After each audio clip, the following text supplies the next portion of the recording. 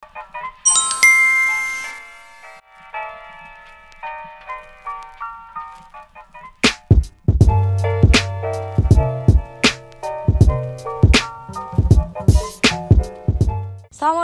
warahmatullahi wabarakatuh. Halo teman-teman, kembali lagi di PopMe, Podcast with Himagri. Sebelumnya perkenalkan, nama aku Amira Afifa. Di sini aku akan memandu berjalannya podcast pada hari ini.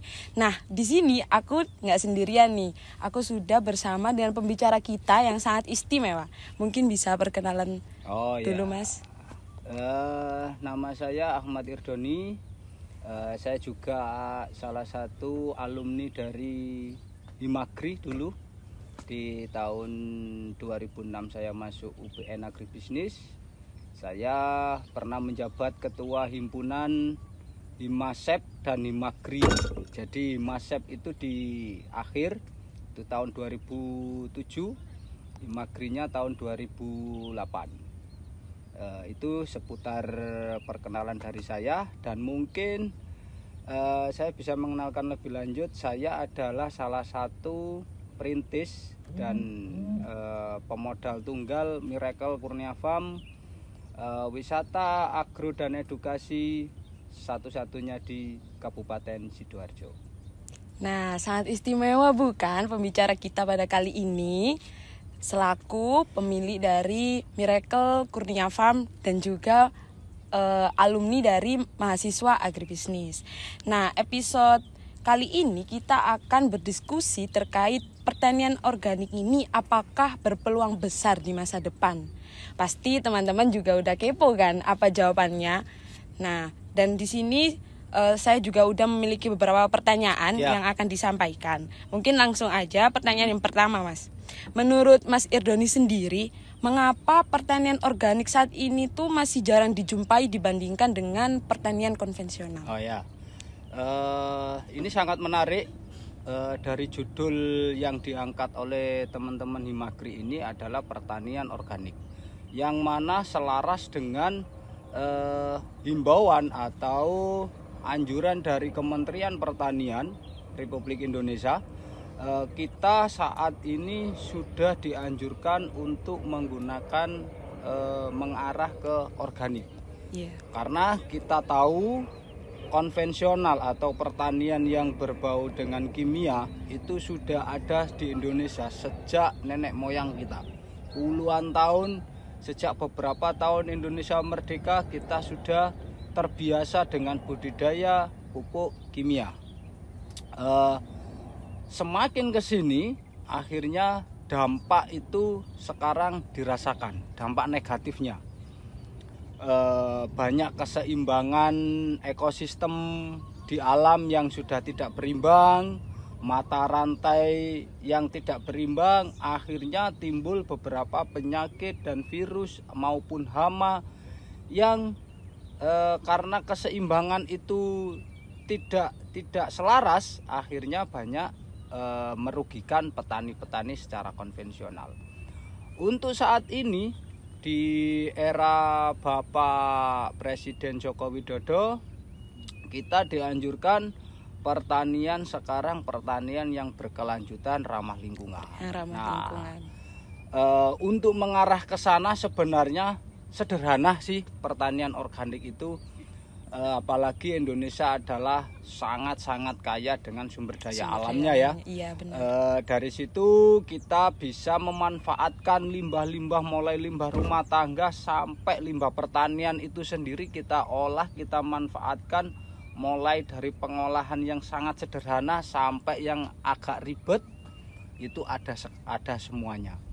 Dan kita selaku generasi petani muda atau generasi petani pahlawan pangan ya, bisa benar dibilang seperti itu, kita diharapkan untuk sudah mulai sedikit demi sedikit meninggalkan pertanian konvensional atau pertanian yang berbau kimia untuk menuju ke pertanian yang ramah lingkungan berkelanjutan.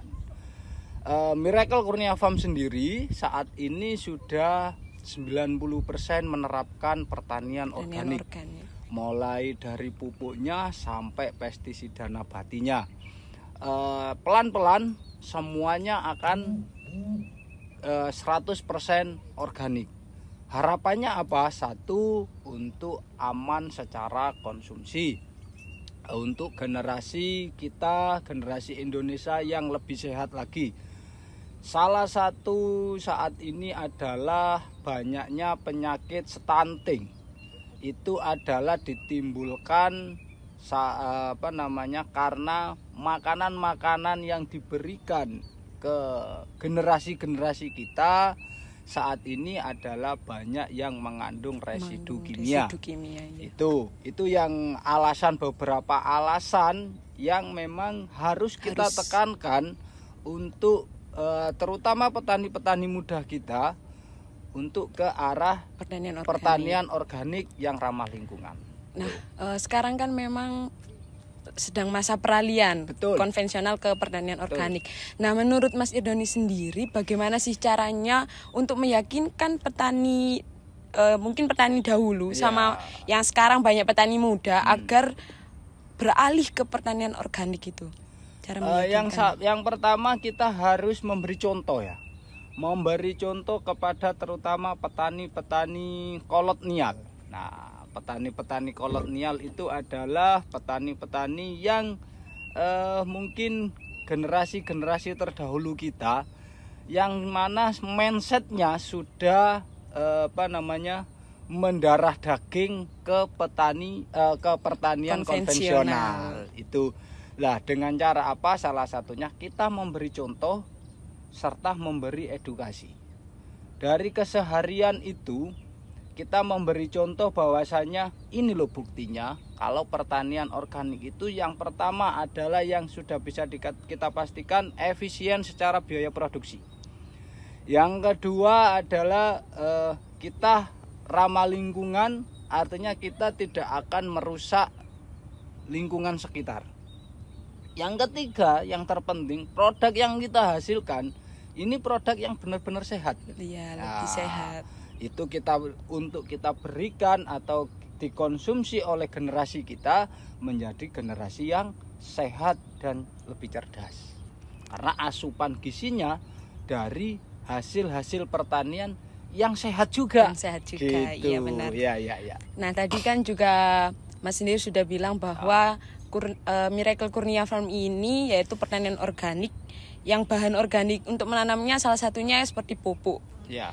Nah, kira-kira bahan apa aja yang bagus, sederhana dan mudah didapat untuk pupuk organik, serta bagaimana teknis pembuatannya dan kira-kira komposisinya itu apa aja? Ya.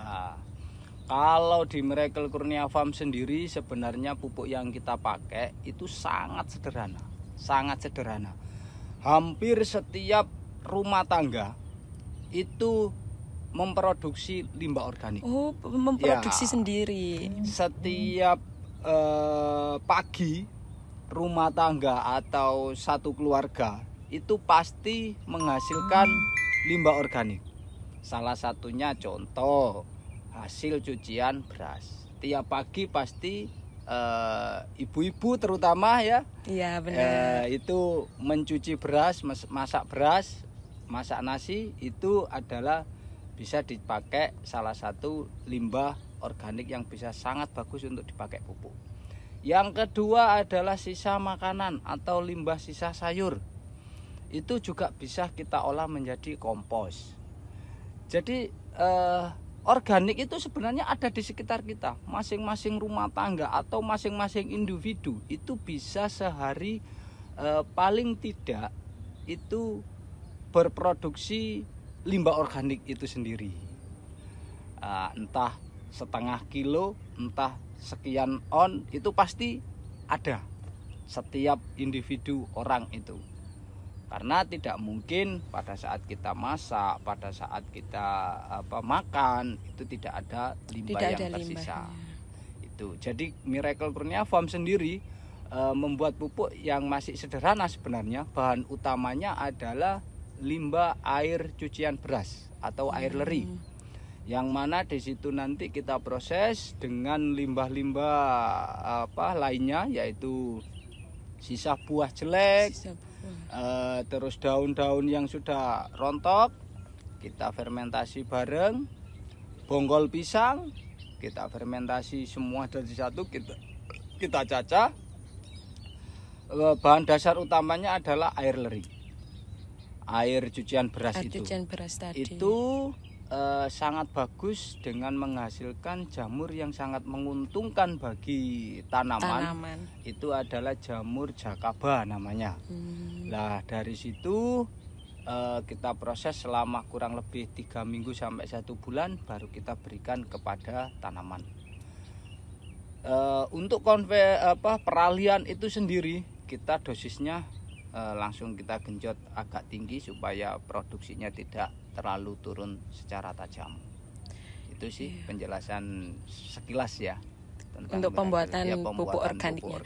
Nah, mungkin selanjutnya ini pertanyaan yang mungkin orang-orang juga kepo nih Mas, terkait apa aja sih kendala yang ada ketika menggunakan pertanian organik, dan kira-kira bagaimana solusi untuk menghadapi kendala tersebut? Ya, pertanian organik itu sendiri pada dasarnya sangat mudah. Yang menjadi susah, yang menjadi sulit, yang menjadi enggan oleh semua orang itu adalah karena belum terbiasa. Ya, belum terbiasa karena pertanian organik itu memang sedikit ribet. Dalam hal ini adalah kita harus memproses dulu dengan waktu yang 3 sampai 1 bulan, 3 minggu sampai 1 bulan baru bisa diberikan ke tanaman. Yang mana sebelumnya kita beli dari toko langsung kita berikan ke tanaman, 2-3 hari sudah kelihatan hasilnya. Itu kan sangat instan banget. Nah, untuk beralih seperti itu, kita harus, yang pertama adalah kita harus sadar diri bahwasanya pertanian organik itu pertanian yang sangat penting untuk kedepannya, dan pertanian yang sehat yang diperlukan oleh semua orang. Nah, kalau kita sudah sadar di situ, kita harus mau dan mampu menggerakkan tangan dan kaki kita untuk memulai mengumpulkan dan memproses limbah organik itu sendiri. Dimulai dari diri kita sendiri, limbah yang kita hasilkan itu sendiri, baru nanti skalanya ke warung, ke rumah makan, ke restoran, dan seterusnya. Kalau tidak dimulai dari kita sendiri, terus siapa yang akan memulai? Itu. Nah, lalu selanjutnya kira-kira keunggulan produk dari pertanian organik jika dibandingkan dengan keunggulan produk dari pertanian konvensional itu apa? Dan kalau ada kelemahan itu kira-kira apa Mas, kelemahan produknya? Yang pertama kelebihan ya. Yang pertama kelebihan produk organik yang jelas satu, lebih tahan lama. Kalaupun sayurnya juga rasanya lebih enak dan tidak mudah busuk, daya simpannya lebih lama. Terus yang kalau buah ya mungkin rasanya lebih manis dan juga daya simpannya lebih lama, secara kualitas lebih bagus. Dan yang terpenting adalah kandungan gizi dari sayur maupun buah yang dihasilkan itu sendiri itu lebih maksimal ya, lebih tinggi, lebih tinggi ketika seseorang itu mengkonsumsi hasil-hasil atau produk-produk organik itu sendiri. Lah, kelemahannya satu, memang pertanian organik atau hasil-hasil pertanian organik itu satu, agak lama prosesnya. Yang kedua, cenderung penampilannya kurang begitu menarik karena memang kita tidak pakai pestisida kimia. Jadi penampilan secara fisik itu tidak bisa yang besar secara maksimal atau glowing yang secara maksimal, itu tidak bisa. Tetapi sekarang banyak teknologi untuk mengarah ke ramah lingkungan, itu sedikit demi sedikit sudah mulai banyak petani-petani muda di luar sana yang menerapkan hal itu. Jadi kita pertanian organik itu tidak kalah dengan produk pertanian konvensional. Konvensional. Tetapi rasa kita lebih Tetap menang. unggul. Nah, rasa dan kualitas gizi yang dihasilkan kita lebih menang. Lanjut untuk pertanyaan selanjutnya nih Mas. Ya. Apakah Mas Irdoni sendiri tuh pernah mengalami masa-masa sulit saat melakukan kegiatan bertani selama beberapa tahun ini? Atau mungkin waktu pandemi COVID kemarin mungkin ada hasil panen yang menurun atau gimana?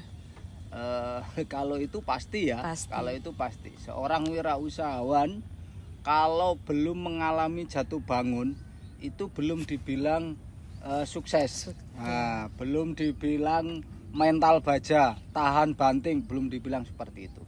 Saya memulai berwirausaha sudah 9 tahun lebih. Tidak mungkin selama 9 tahun itu mulus saja ya, tidak mungkin. Tapi ada beberapa masa yang memang itu buat pelajaran dari saya. Mulai dari kita ketipu ya, sampai kita tidak bagaimana memanage supaya biaya produksinya minim, hasilnya maksimal kan gitu. Itu yang pernah kita rasakan. Pertama-tama ketika kita terjun berwirausaha, memutuskan berwirausaha, pada saat pengadaan sarana-sarana untuk penunjang budidaya itu sendiri banyak sekali karena kita tidak belum menguasai lapangan, kita mendapatkan harga yang lebih tinggi biaya produksinya, faktor-faktor produksinya kita dapat yang harga lebih tinggi, sehingga biaya produksi itu membengkak tinggi. Itu di awal-awal kita berusaha tani. Pada tahun berapa kalau boleh tahu? Itu 2013. Mulainya tahun 2013. Kalau di saat pandemi kemarin, produk saya hampir semua tidak laku. Karena produk saya ini adalah buah-buahan ya. Pada saat pandemi itu memang beberapa buah-buahan dicari untuk menjaga kekebalan imun. Seperti jambu getas merah sama jeruk ini laku. Tetapi produk jalan yang lain kayak jambu kristal, kayak jambu air itu tidak begitu laku. Dan waktu itu wisata tutup total. Iya. Saya harus door to door memasarkan ke langsung konsumen maupun ke pedagang-pedagang untuk meyakinkan itu. Jadi waktu itu saya bisa rugi banyak sekali karena pandemi, karena waktu itu perekonomian masih guncang ya. Iya. Jadi orang tidak akan memikirkan konsumsi buah-buahan ketika perekonomian dia sedang mengalami kesulitan. Iya. Itu sih. Ya, selanjutnya apakah Mas Irdoni sendiri itu menggunakan perangsang akar dan buah organik? Nah, jika iya, apakah apa yang digunakan oleh Mas Irdoni yang kira-kira paling bagus untuk tanaman? Beberapa alternatif seperti hormon gibberellin, auksin, sitokinin itu banyak sekali dihasilkan dari tanaman-tanaman sekitar kita. Seperti bonggol pisang.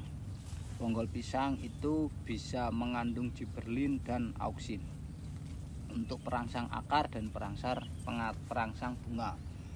Terus buah-buahan yang rusak itu kandungan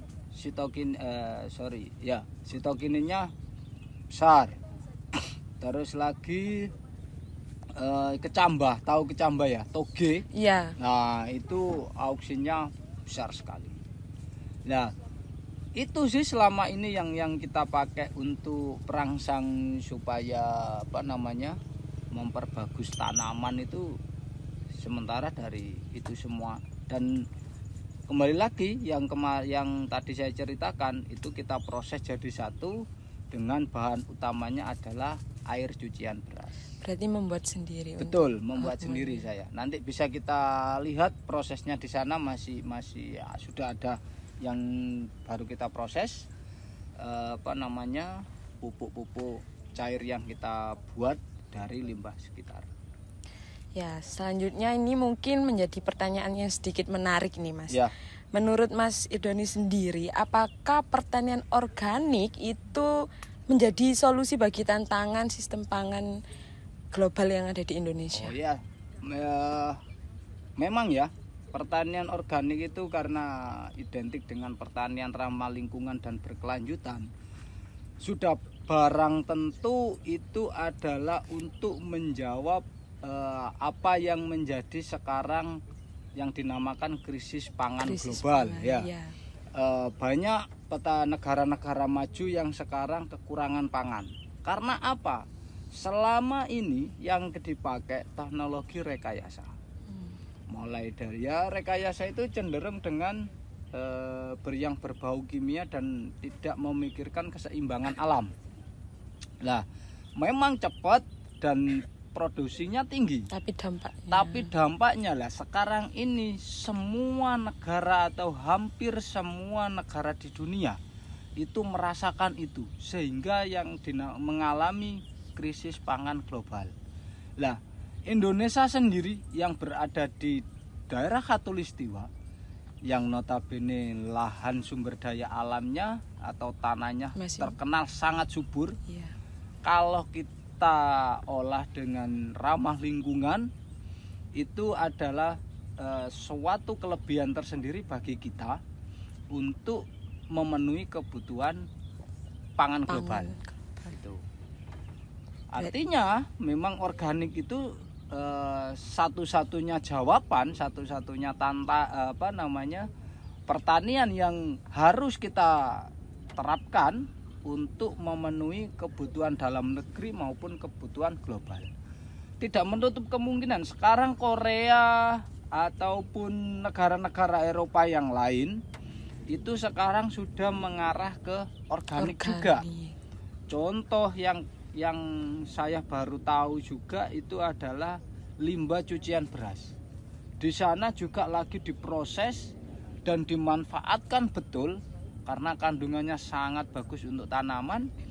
Itu ada bahkan ada departemen sendiri untuk menangani hal itu. Terus limbah, kotoran hewan, bahkan kotoran manusia itu diolah. Kalau di Korea Utara itu kotoran manusia itu diolah malah untuk dijadikan pupuk.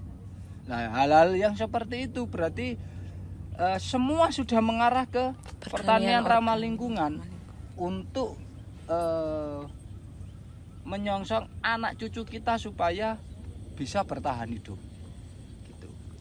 Ya, tadi kan juga Mas Irdoni sempat menyinggung bahwa pertanian organik ini disebut sebagai pertanian berkelanjutan. Betul. Nah, itu alasan tersendirinya mengapa dan mengapa juga pertanian organik itu dinilai efektif, Mas?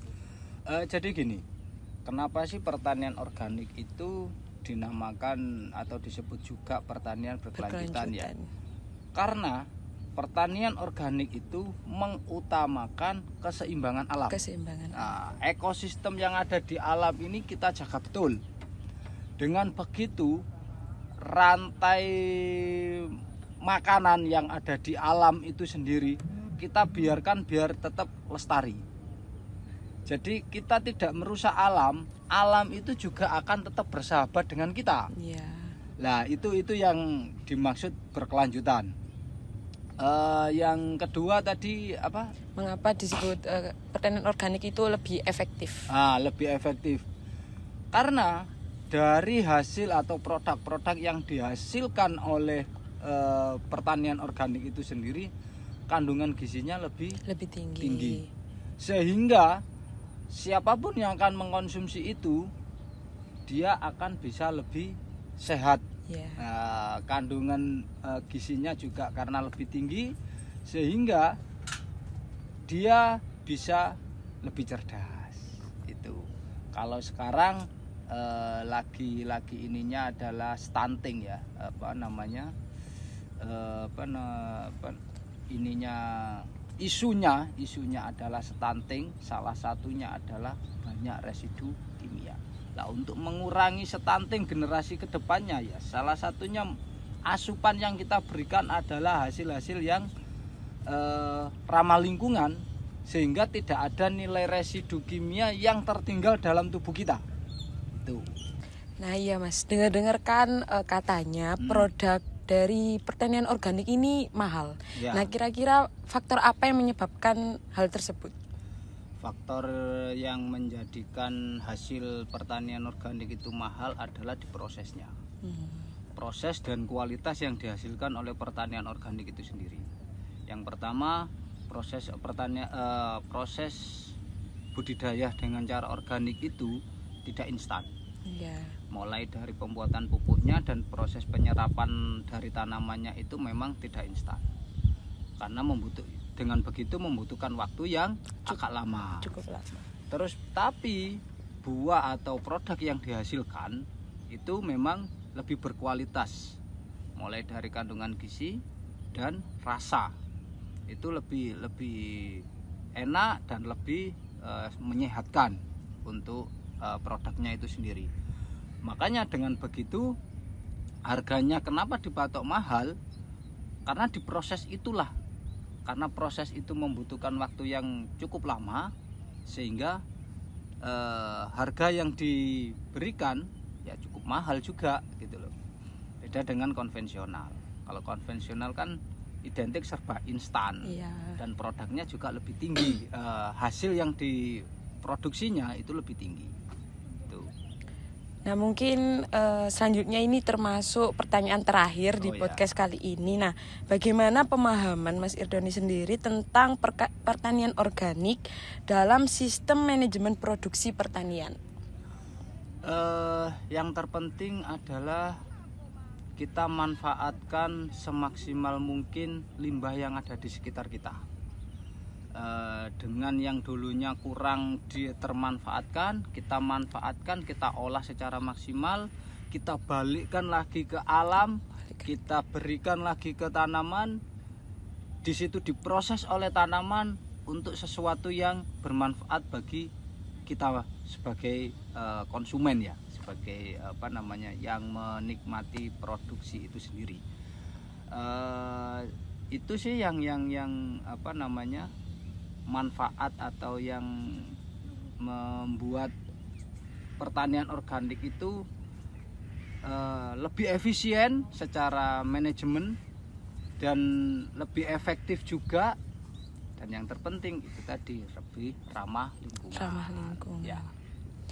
Ya, untuk diskusi kita pada podcast kali ini sudah selesai. Mungkin dari Mas Irdoni sendiri ada yang ingin disampaikan kepada yang menonton podcast kali ini. Closing statement. Untuk para petani muda atau para petani kolonial, harus kita gunakan maksimal limbah yang ada di sekitar kita, limbah organik tentunya. Kita manfaatkan untuk pertanian yang berkelanjutan serta ramah lingkungan untuk memenuhi kebutuhan pangan dalam negeri maupun kebutuhan pangan global yang lebih sehat untuk generasi manusia ke depan yang lebih cerdas dan lebih sehat juga. Konsumsilah atau berproduksilah produk-produk organik yang ramah lingkungan. Sudah. Ya, mungkin untuk podcast with Himagri kali ini telah selesai. Sekian dari saya selaku podcaster. Wassalamualaikum warahmatullahi wabarakatuh. Waalaikumsalam.